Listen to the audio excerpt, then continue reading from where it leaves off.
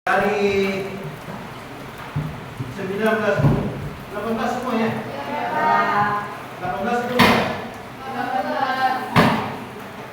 Dari 18 peserta didik yang tidak hadir, ini tak Putrisna tadi ini. Iya, Pak. Yang dua lagi yang masih keluar, Ahmad sama ya tadi kita ini dia pinjam perpustakaan. Ya. Iya, Pak. Sambil kita tunggu sebelum kita tadi mengatakan semuanya kabar yang baik, tidak ada yang sehat dan tidak ada yang sakit. Ya, atau tidak ada yang sehat? Tidak ada yang sakit. Sebelum kita mulai, silakan salah satunya kita berdoa.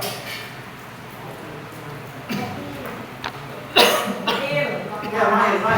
Hari ini Mail yang kita berdoa sebelum mulai pelajaran. Silakan Mail.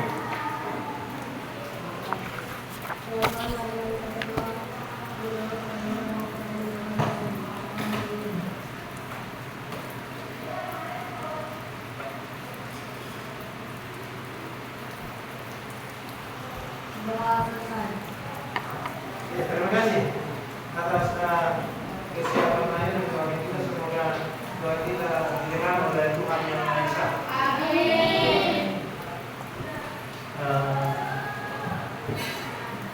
Tentu hari ini tahu pelajarannya apa kan?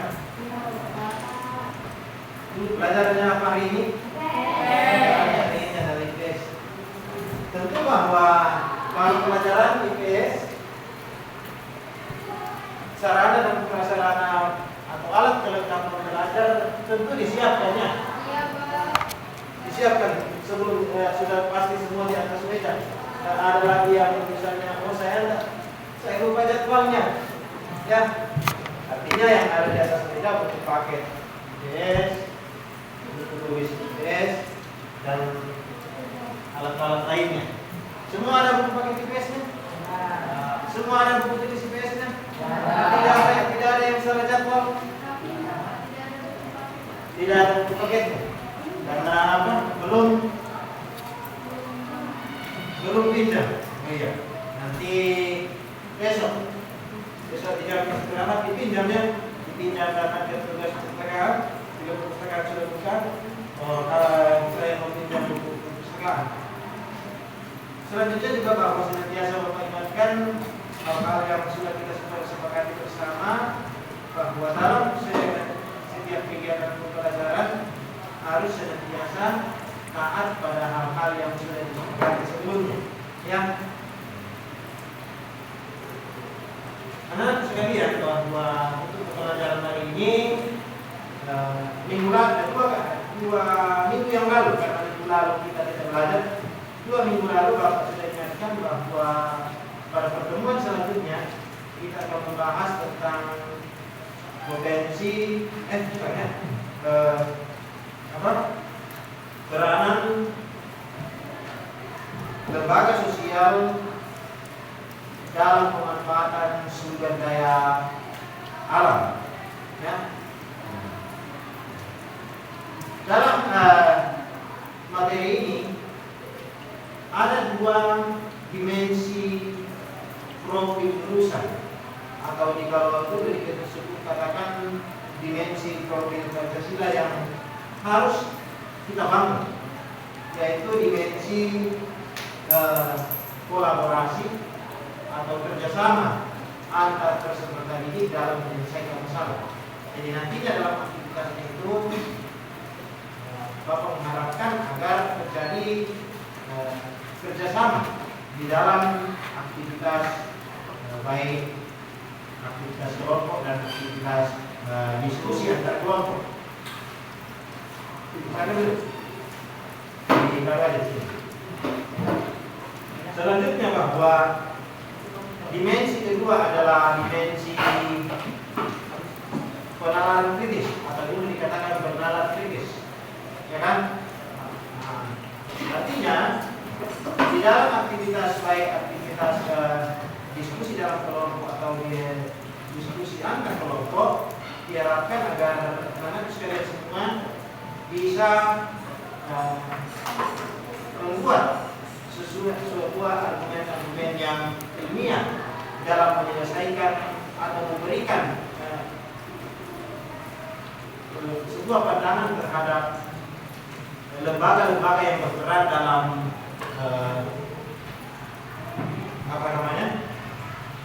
lembaga-lembaga yang berperan dalam mengelola sumber daya alam, gitu ya. Jadi ada dua, kolaborasi dan penalaran kritis, ya. Nah, sebelum kita lebih jauh berbicara tentang peranan lembaga sosial dalam dalam memanfaatkan sumber daya alam, Bapak mau bertanya dulu sebelum kita lebih jauh ke situ. Pertanyaannya begini, pernah lihat kebakaran? Kebakaran apa? Hah? Kebakaran rumah. Selain itu kebakaran apa lagi? Kebakaran hutan. Pernah melihat kebakaran hutan? Pernah melihat orang membakar hutan? Pernah melihat orang membakar rumah? Tapi melihat kebakaran rumah? Tidak melihat yang membakar rumah? Melihat kebakaran hutan? Melihat kebakaran hutan? Tidak melihat yang membakar hutan? Pernah lihat api dipadamkan itu? Baik hutan maupun rumah. Siapa yang memadamkan? Apa? Ada tadi pemadam. Artinya orang yang memang ditugaskan kerjanya itu ya? Siapa lagi? Warga. Ada juga warga. Artinya komunitas atau kelompok masyarakat. Iya. Kalau tadi pemadam artinya lembaga institusi pemerintah, ya kan? Kalau warga ya komunitas warga yang peduli terhadap tadi yang terjadi itu kebakaran, ya.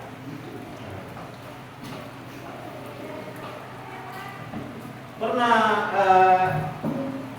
kata begini, kalau perusahaan sawit belum buka lahan dia bakar? Dibakar juga? Oh, ada yang dibakar, ada yang hanya digusur ya. Berarti kalau begitu perusahaan bertanggung jawab juga atau tidak? Bertanggung jawab juga terhadap pembukaan lahan. Ada yang dia bakar, tetapi tidak ada yang melihat membakar ya. Tidak ada yang melihat. Nah, pernah lihat sungai di Gunung Harapan? Sejak kapan? Sudah lama. Akhir-akhir ini pernah lihat? Ada perubahan? Airnya surut, airnya naik. Oke. Menurut kalian, siapa yang terlibat dalam menjaga kebersihan sungai tersebut? Ikan. Siapa yang terlibat menjaga kebersihan sungai? Misalnya, kalau sungai di Benhara yang di jembatan Dago situ. Kalau dulu kalau musim hujan, awal-awal Bapak mengajar di sini, kalau dulu Bapak lewat, kalau baru habis hujan turun airnya, ya kan? Tapi sekarang begitu hujan langsung kuning pekat airnya, campur lumpur. Nah, siapa yang terlibat dalam menyelesaikan masalah ini? Manusia yang mana? Apakah tadi perusahaan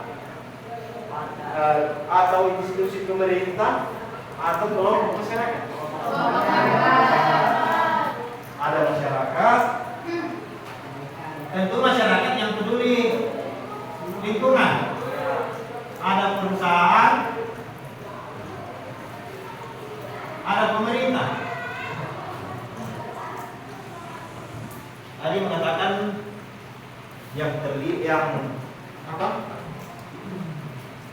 yang terlibat dalam menjaga kebersihan sungai itu karena sudah tercemar adalah masyarakat yang peduli lingkungan.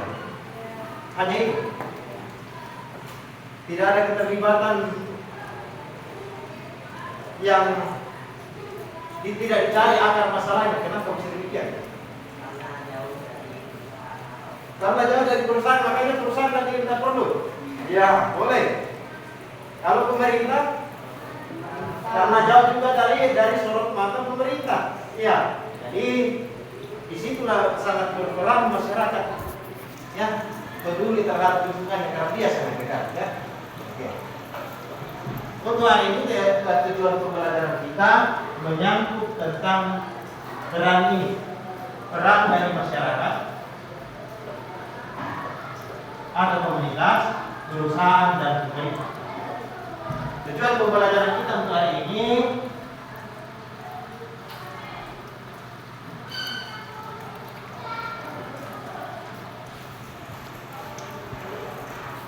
adalah mengidentifikasi, menjelaskan, dan menganalisis peran lembaga sosial